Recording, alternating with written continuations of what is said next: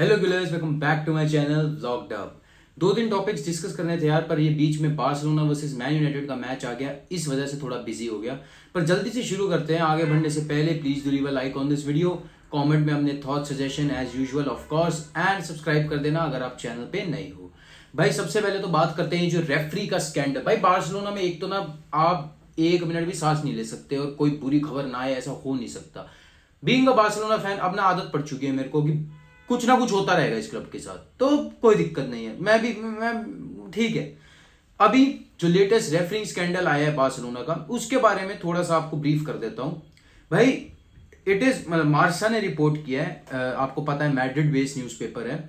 उन्होंने ये रिपोर्ट किया कि Barcelona made a payment of 1.7 million over a duration of 3 years 2016 से लेकर 18 तक टू अ कंपनी कॉल्ड डैजनल 95। ये कंपनी किसकी है? एनरिके निग्रेरा, जो उस वक्त referee committee, technical referee committee of Spain के वाइस प्रेसिडेंट थे। पेमेंट्स की हैं इनको। और आज एक डेवलपमेंट में, अच्छा हुआ कि मैं ये वीडियो थोड़ा लेट नहीं कर रहा हूं, क्योंकि आज इसमें एक डेवलपमेंट आई है। मार्सा अब ये कह रहे हैं कि वो पेमेंट सिर्फ 2016 से 18 नहीं, वो बल्कि एक्सटेंड होती है 2001 से, कि बार्सिलोना ने 2001 से पेमेंट्स की हैं 2018 तक, मतलब 18 साल तक वो पेमेंट्स की हैं।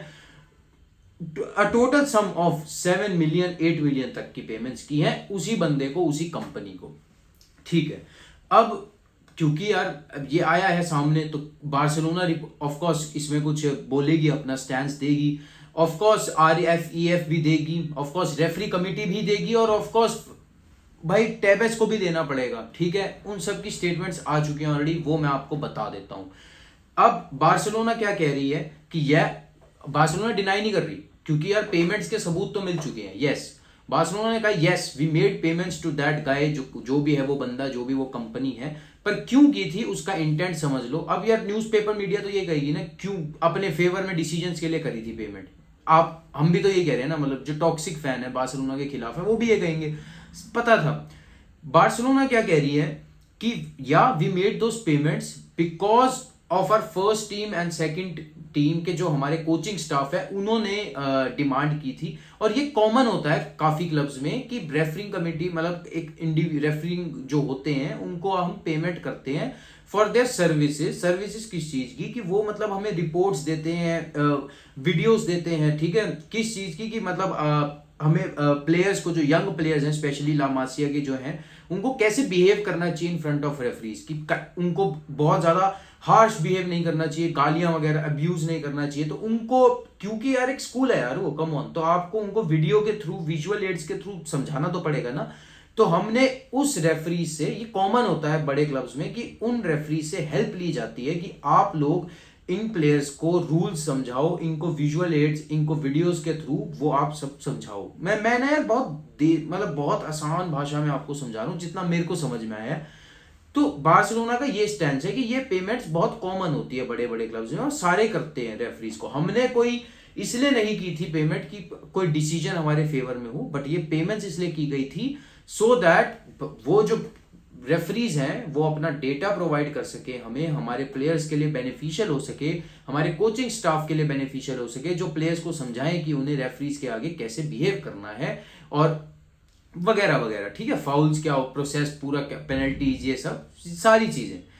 अब बार्सिलोना ने अपना स्टैंड इसमें क्लियर किया है। ऑल्सो बार्सिलोना ने ये कहा है कि जो भी हमारे ऊपर लांछन लगा रहे हैं, जो भी मतलब हमारी इमेज को टार्निश करने की कोशिश कर रहे हैं, हम उनके खिलाफ लीगल एक्शन लेंगे, विच इज अंडरस्टैंडेबल। यहां पे अब ज़ेवियर तेबास को भी कुछ कहना होगा। मेरे को लगा था मुंह से हगेगा जैसे वो हमेशा करता है, बट क्या बात है, अब की बार नहीं हगा, एक थोड़ा समझदारी से आंसर किया। हावियर तेबास का ये कहना है कि even if the accusations are true, क्योंकि अब सारे लोग क्या कह रहे हैं, बार्सिलोना को हटाओ, निकलो, रेलीगेट करो, पॉइंट्स डिडक्शन, फलाना ढिका। एक तो यूवेंटस के पॉइंट डिडक्शन के बाद ना ये बहुत कॉमन चीज हो गई है, मतलब सारे राइवल फैंस को ट्विटर जो है हमारे, मतलब आप समझ लो कीबोर्ड वॉरियर्स, उनको ये लगता है कि हर क्लब के साथ ऐसा हो सकता है, जैसा यूवेंटस के साथ हुआ। सिटी के पीछे पड़ गए थे पूरे प्रीमियर लीग के फैंस, अब बार्सिलोना के पीछे पड़ गए हैं बाकी के स्पेनिश क्लब्स के, और ऑफ कोर्स इंग्लिश मीडिया भी, कि भाई इनको दो पॉइंट डिडक्शन, इनको रेलीगेट करो। पर हावियर तेबास ने यहां के क्लियर कर दिया है कि even if these allegations are true, Barcelona को स्पोर्टिंग सेंस में कोई भी डिडक्शन या कुछ भी नहीं हो सकता, बिकॉज ये जो एक ड्यूरेशन होती है ना, एक टाइम फ्रेम होता है वो सब स्टडी करने का और एक्चुअल में पनिशमेंट देने का, वो पूरा हो चुका है, विच इज 3 years। मतलब जो जो हुआ था, मतलब जो सपोजिटली जो क्राइम हुआ है उसके 3 साल बाद तक आप मतलब ऐसा कुछ कर सकते हो। पर 2016 से 18 तक का अगर हम टाइम फ्रेम ले रहे हैं तो अब 18 के बाद तो 3 साल क्यों, 5 साल हो चुके हैं भाई, 2023 चल रहा है। इस वजह से स्टैच्यू ऑफ लिमिटेशंस के बाहर है ये केस। इस वजह से बार्सिलोना को स्पोर्टिंग सेंस में कोई भी डिडक्शन या कोई भी पेनल्टी नहीं फेस करनी पड़ेगी। टेबास ने ये बोल के साफ कर दिया है। But he has also clear कि अगर द प्रोसिक्यूशन जो केस बना रहा है, अगर वो चाहे तो वो बार्सिलोना के खिलाफ कोई भी एक्शन ले सकता है, उसमें हम नहीं इंटरफेयर करेंगे, बट लीग की तरफ से कोई एक्शन नहीं होगा। अब प्रोसिक्यूशन क्या कर सकता है?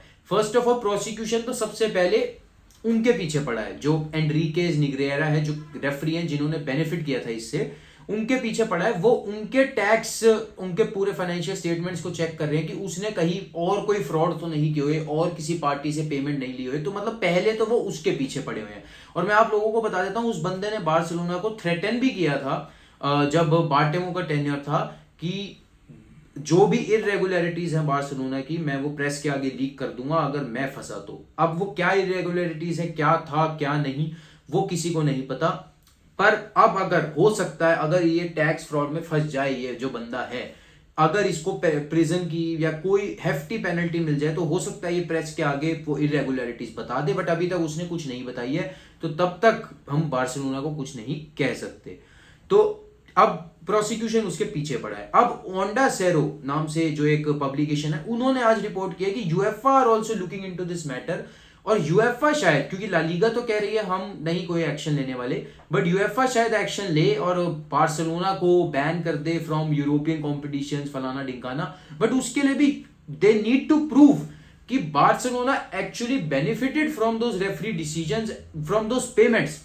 और वो प्रूव करना एक बहुत ही कॉम्प्लिकेटेड और लेंथी प्रोसेस है, जिसमें बहुत कुछ फैक्टर लिए जाएंगे कि मतलब अगर आप प्रूव कर रहे हो ये चीज, तो आपको काफी चीजें देखनी पड़ेंगी। आपको प्रूव करना पड़ेगा, एक इंसिडेंट को प्रूव करना पड़ेगा जहां से हम बेनिफिट हुए हैं, which will take a very lengthy and complicated process है ये। प्रूव करते रहो भाई, करते रहो। बट अब बार्सिलोना के पर्सपेक्टिव से क्या प्रॉब्लम है भाई? ये प्रॉब्लम है कि अब बार्सिलोना की तो इमेज टार्निश हो रही है ना। जो आउटसाइड वर्ल्ड में जो इन्वेस्टर्स हैं या फिर जो स्पॉन्सर्स हैं हमारे, उनके लिए क्या हो रहा है कि यार हम बार्सिलोना से कैसे जुड़े, इनके खिलाफ तो यार रेफरी स्कैंडल चल रहा है इतना बड़ा, हम क्यों जुड़ना चाहेंगे इनके लिए। तो बार्सिलोना को ये बहुत इफेक्ट कर रहा है कि given are dire financial situation, जो अभी हमारी वैसे ही इतनी खराब है, we are in a need of sponsors और investors right now in the market. और अब अगर उनके दिमाग में ये घुस जाएगा कि बार्सिलोना तो भाई ऐसा क्लब है जो मतलब जिनकी इमेज खराब चल रही है, जो रेफरिंग स्कैंडल्स में फंसा हुआ है, तो वो नहीं आना चाहेंगे, क्लब से रिलेट ही नहीं होना चाहेंगे, which is detrimental for the club.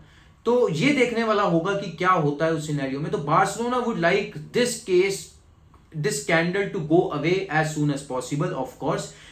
और also they will take action against those who are trying to tarnish the club's reputation, जो कि लेना भी चाहिए मेरे ख्याल से। क्योंकि यार जब तक गिल्टी प्रूव नहीं होते, तब तक आप डैमेज तो इतना ज्यादा कर चुके होंगे कि भाई वो लिटरली प्रिजन जाने के बराबर ही हो जाएगा बार्सिलोना के लिए। अभी के टाइम में बार्सिलोना की फाइनेंशियल सिचुएशन इतनी खराब है और आप ऑलरेडी उनके इन्वेस्टर्स फाइनेंसर्स के आगे उनकी और खराब कर दे रहे हो, डज नॉट मेक सेंस भाई। तो ये पूरा का पूरा केस है। आई होप मैंने आपको अच्छे से समझा दिया। आगे बढ़ते हैं second part of the video, Lionel Messi back to Barcelona. भाई ये न्यूज आई कि लियोनेल मेसी के जो फादर है होर्गे Messi, he was recently in Barcelona. वो एजेंट भी है मेसी के, आप सभी जानते हो। और तो सब एकदम से फ्यूल हो गया कि बार्सिलोना में वापस आए हैं for having talks with Barcelona about a potential return of his son to the club. But he poured cold water over our hopes by, एक इंटरव्यू आया उनका स्पोर्ट के साथ। अब स्पोर्ट कितना रिलायबल है आप सब जानते हो, बट यार इंटरव्यूज के मामले में झूठ क्यों ही बोलेंगे, कि अगर इंटरव्यू हुआ है तो लिया ही होगा।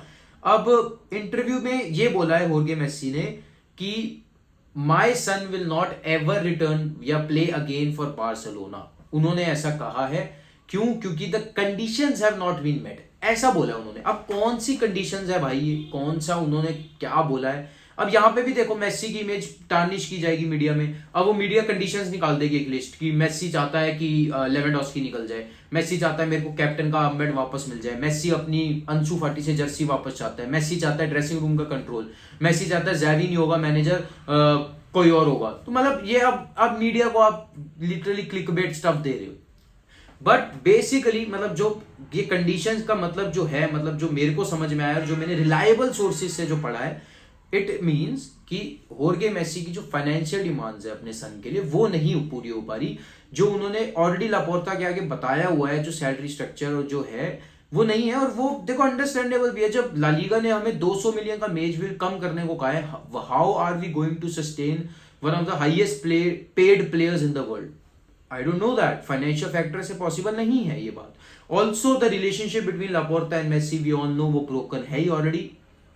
अब ये बात आ रही है कि वो रिलेशनशिप कभी ठीक हुई भी नहीं, because Laporta is never contacted Messi. अब ये भी बातें कह रहे हैं भाई, कहीं पे कोई बोल देता है कि भाई मतलब पूरी की पूरी बसूड़ी पई हुई है यहाँ पे।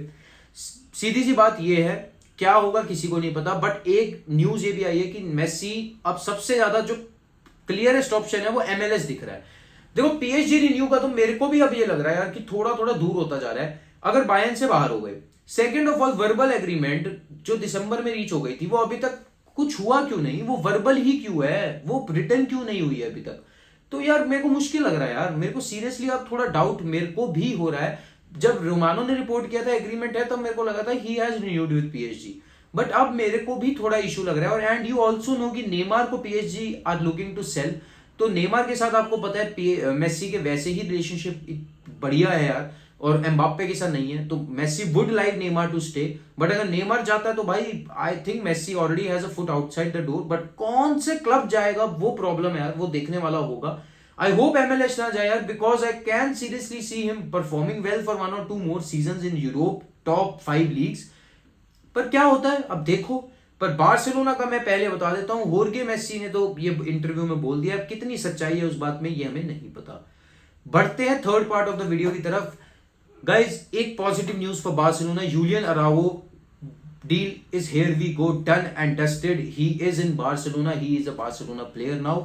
For the time being he is registered as a Barca athletic player. उसको धीरे धीरे इंटीग्रेट किया जाएगा, नेक्स्ट सीजन से वो फर्स्ट टीम का पार्ट बनेगा धीरे धीरे, तब भी स्टार्टर नहीं होगा, ये भूल जाना।